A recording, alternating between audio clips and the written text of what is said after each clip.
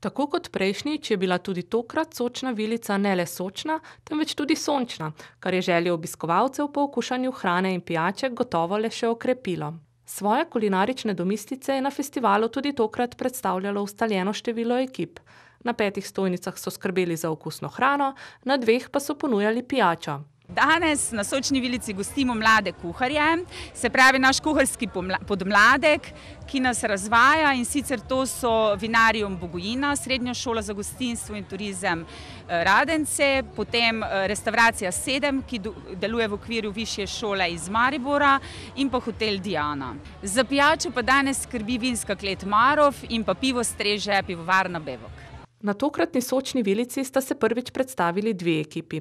Šolska Restavracija 7, ki deluje v sklopu Akademije kulinarike in turizma, in Mister Kurtoš iz Beltincev. Na vsaki Sočni vilici probamo predstaviti vsaj enega sočnega novinca, kot jih mi kličemo, in danes je to Restavracija 7 in pa Sladko presenečenje, to je Mister Kurtoš, ki danes pripravlja prav poseben sladoled, to je po mojem najbolj frikovski sladoled ta hip v mestu, to je Kurtoš sladoled.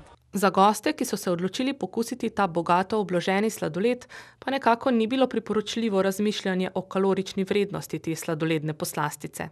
Pri tej je namreč treba zgolj uživati. Kurtoš sladoled je sestavljen iz kurtoša, to je iz peciva, testa, ki je potem posipano z sladkorjem in cimetom. Iz tega naredijo kornetek, ki ga zamašijo z biskvitno kroglico, potem znotraj premažejo z lešnikovo kremo, posipajo z lešnike in na vse to potem natočijo sladoled. Za tiste, ki prisegajo na bolj zdravo prehrano, pa je bila kot nalašč ponudba mladih kuharjev iz Maribora. V ekipi smo 3 oziroma 4 z mentorjem, pripravljamo pa špargljevo rižoto s parmezanom. Eno za vegetarijance imamo samo rižoto s šparglji, drugače pa za slanino. Pripravljamo pa še sladico eklerja z vaniljevo kremo in pa jagodami. Nam je všeč, sedaj se je malo prebudilo, tako da delamo. Z domiselnostjo so nas navdušili tudi nadobudni kuharji iz Radencev, ki so namesto krompirja v golaž vkuhali jabolka. Ja, skuhali smo jabogolaž.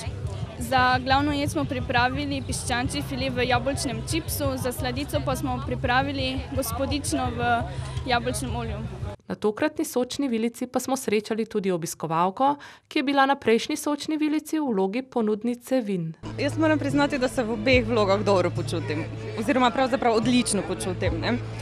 Danes sicer malce drugače, pa tudi naključje hotelu, da sem prišla danes sem. Tako da bom uživala te trenutke tukaj ob odlični kulinariki, pa seveda izjemnih vinih tudi iz drugih kleti. In kakšen vtis je nanje kot ponudnike naredila prejšnja Sočna vilica? Jaz moram reči, da smo bili zadovoljni. Bil je lep sončen dan, ker smo z Jeruzalema prinesli sonce. Naša vina so tudi navdušila obiskovalce, tako da so odzivi zelo pozitivni.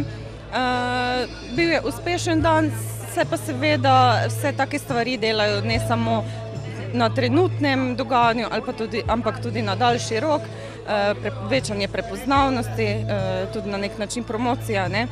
Tako da moram reči, da smo bili zadovoljni. Tudi drugi obiskovalci so si o prireditvi ustvarili pozitivno mnenje. Meni je to všeč, zato ker mislim, da je tu zadnji čas, da se nekaj dogaja, ker zadnje čase niti gasilske veselice niso aktualne in je nekaj takšne popestritev za kraj, ne samo doma v Ljubljani, da imamo tudi okolje nekaj od tega. Zadovoljni obrazi tako organizatorjev kot obiskovalcev ter ponudnikov hrane in pijače so seveda lepa popotnica tudi za prihodnje Sočne vilice. Teh bo letos še kar nekaj, na njih pa boste lahko uživali še vse do konca septembra. Se pravi, letos smo pripravili vse skupaj 11 Sočnih vilic, čaka nas jih poleg današnje še 8. Vsake so obarvane z različno tematiko, teme so tudi lahko pogledajo gledalci na naši spletni strani www.socnavilica.si in naslednjo čez 2 tedna pa bo mednarodno obarvana. Kaj vse se bo tedaj pilo in jedlo, še ne vemo, prepričani pa smo, da nas bo, tako kot številne druge mimoidoče, dogajanje 16. junija znova pritegnilo.